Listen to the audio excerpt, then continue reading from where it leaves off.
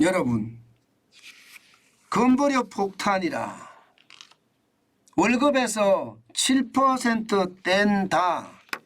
여러분, 이 말이 사실일까요? 사실입니다. 내년부터 직장가입자 건보료율이 7.09%입니다. 와, 엄청나죠?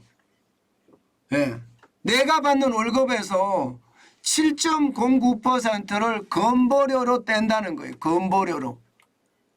야, 이렇게 떼면 여러분, 내 월급에서 남는 게 뭐가 남을까?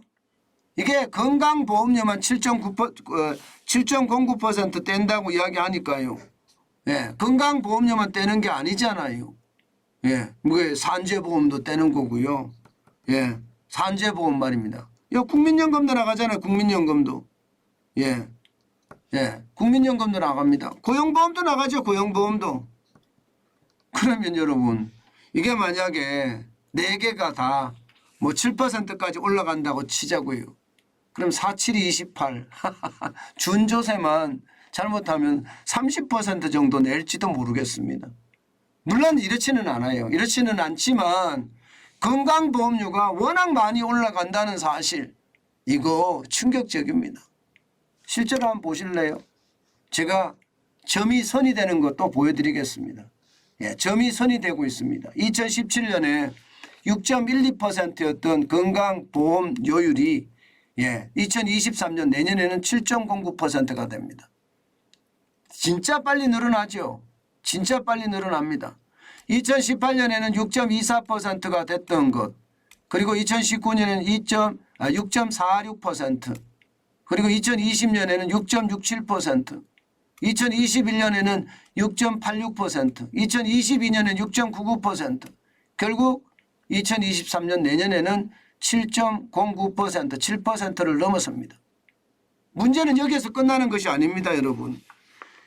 7% 가지고 부족하다. 예. 그래서 지금 국민건강보험법인가요? 시행령 개정안 이거 개정해야 된다. 어떻게 개정해야 되나? 최대폭이 8%입니다. 8%. 최대폭이 8%까지 올릴 수 있는데 이거 더 올릴 수 있게끔 바꿔야 된다. 이렇게 이야기합니다. 이렇게 이야기합니다. 그러니 앞으로 건강보험료율은 더 올라갈 수밖에 없는 게 현실이다. 이렇게 되는 거죠. 예. 사실 여러분, 직장인 건강보험료는 그나마 사업자가 반을 냅니다. 사업자가 7.09%가 되면 3.545%만 내가 내면 되는 거예요. 나머지 사업자가 3.545%를 내주거든요. 그렇기 때문에 부담은 조금은 줄어들어요. 연봉이 4,966만 2,732원인 사람의 기준으로 보면, 그러니까 연봉 5천만 원을 기준으로 보면 말입니다.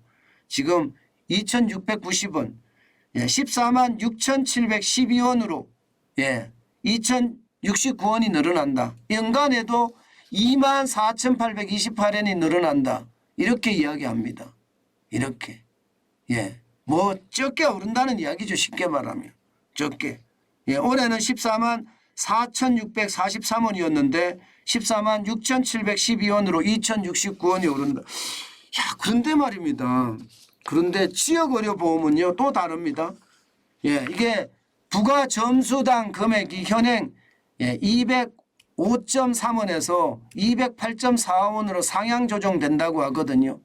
그러면 지역가입자 월평균 보험료가 가구 부담이 10만 5,843원에서 10만 7,441원으로 1,598원이 늘어난다고 해요. 10만 7,441원 이렇게 늘어난다고 해요. 그런데 저는 이것을 보면서 참 이해가 안 되는구나. 이런 생각을 참 많이 했어요. 왜냐하면요, 저 같은 경우는 진짜 엄청나거든요. 저는 개인사업자인 정환진, 이 오미래라는 개인사업자를 가지고 있습니다. 개인사업자에서도 지금 건강보험료를 굉장히 많이 냅니다. 그런데 지역에서 또 냅니다. 저는 지역에서 지역에서 지역가입자라고 해서 또 냅니다.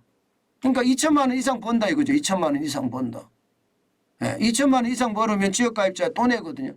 그러니까 이중으로 내요. 전 두 개를 냅니다. 한 개만 내는 게 아니라. 그렇다고 뭐 제가 매출이 엄청나고 제가 엄청 벌으면 아 그럴 수 있어 이렇게 이야기하지만 아니거든요. 아니거든. 예, 집이 있다는 이유죠. 집이 있다는 이유. 집이 있거든요. 집이 있으니까 공시가격이 많이 올라가 있는 상태니 건강보험료도 세질 수밖에 없는 게 현실이잖아요. 그죠? 예, 건강보험료도 세질 수밖에 없는 게 현실입니다. 예, 그런데 저는 지금 내는 게 거의 한 80만 원 가까이 내는 것 같거든요. 그런데 여기는 10만 7,441원 낸다고 하니까 뭔가 이상한 것 같아요. 저도 퇴직하고 겨우 자영업자 하고 있는 사람인데 예, 보험료가 건강보험료 진짜 부담되거든요. 아마 여러분들도 굉장히 부담이 될 거예요. 제가 오죽했으면 건강보험료 폭탄이라는 단어를 썼겠습니까? 그만큼 말입니다. 부담이 엄청난데 참 안타깝다 이런 생각이 듭니다. 예, 저는 정부의 이야기도 어느 정도 수긍이 가는 면이 있어요. 왜냐하면 이대로 가면 지금 건강보험 재정 완전히 박살난다. 2030년이면 적자 규모가 32조고 2040년이면 679조. 참 10년 만에 679조까지 가면 한 나라의 본 예산이 그냥 다 들어가는 거예요.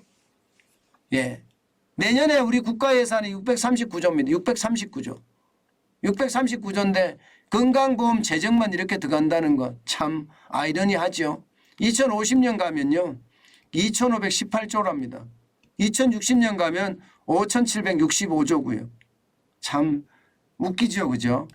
이게 그럴 수밖에 없는 게 건강보험료를 예, 여러분 보장성을 문재인 케어가 굉장히 확대를 했습니다. 그런데다가 지금 베이비 부머 세대들은 굉장히 많이 늘어나요. 예, 베이비 부머 세대들은.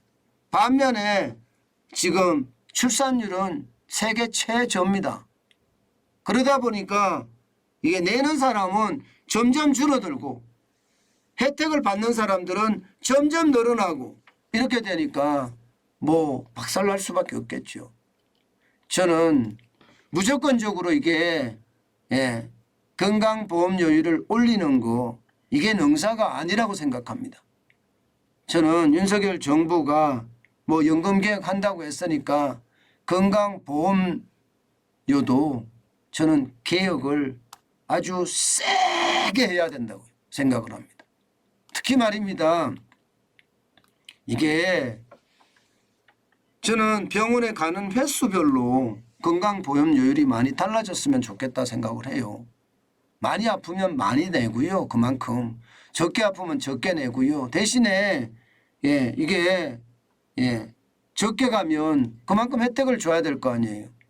예, 게다가 예, 병원을 활용하는 횟수에 대한 것도 좀 예, 여기는 저는 추가가 좀 됐으면 좋겠다는 생각은 있고요. 여기에다가 외국인들 있잖아요. 외국인들. 저는 외국인들 말입니다. 이거 그냥 놔두면 안 됩니다. 그냥 놔둡니다. 분명한 것은요. 외국인이 한국에 들어와서 일을 한다.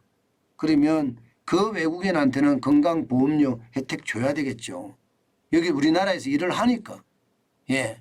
그리고 그 뭐 아내나 자식이 같이 산다. 한국에서. 그런 경우가 있나요? 있겠죠.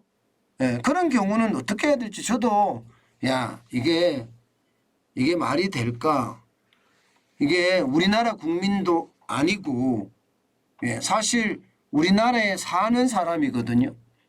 그런데 남편은 아니면 아내는 우리나라 회사에 취업을 해서 예, 산업 인력 역군으로 들어와서 일하는 사람들 여기는 혜택이 반드시 필요하다고 보는데 과연 그 가족들에게까지 혜택을 줘야 되느냐. 예, 우리나라에 산다면 함께 산다면 모르겠어요. 함께 산다면 뭐 그럴 수 있다 저는 생각을 하는데 함께 살지 않는다면 이거 혜택 주면 안 될 것 같은데요. 게다가 사돈의 8촌까지 지금 다 주거든요. 예. 예. 그러다 보니까 이게 심각하고요. 특히 말입니다. 특히 건강보험료는 우리나라 국적을 가진 사람들 여기에만 혜택을 줘야 됩니다. 우리나라 국적을 가진 사람들이요. 예. 재외 동포 국적을 안 가진 사람들은 저는 줘서는 안 된다고 생각합니다. 우리가 돈 벌어서 우리가 건강보험료 열심히 내놨는데 이게 다른 사람들이 혜택을 더 많이 받는다고 생각하니 이것은 불공평하죠. 저는 그래서 건강보험료의 개혁 반드시 강하게 이루어져야 된다고 생각해요. 이대로 가다가는 뭐 건강보험 하나 때문에 우리 재정이 박살나는 그런 사태가 벌어질 수밖에 없잖아요. 월급에서 7% 뗀다는 거 이거 장난 아니거든요. 월급에서 7%라고 생각해 보세요. 우리가 투자해서 투자 수익률이 7% 올리기가 힘든데 가만히 있는데 준조세로 7%를 뺏어간다고 생각을 하면 심각하잖아요. 그렇기 때문에 건강보험료에 대한 전면적인 개혁이 반드시 필요합니다. 지금의 이 사태로 그냥 그렇게 끌고 가는 것은 아니라고 봅니다. 제대로 개혁이 이루어지고 그 개혁 속에서 어쩔 수 없이 올린다. 그러면 국민들도 수긍을 할 거예요. 그런데 개혁하지 않고 현재 상태에서 부담감만 늘린다? 이것은 말이 안 된다. 저는 그렇게 생각을 합니다. 그만큼 말입니다. 건강보험료 앞으로도 많이 올라갈 건데 거기에 대한 충격도 좀 크지 않을까 이런 생각을 많이 해 보네요.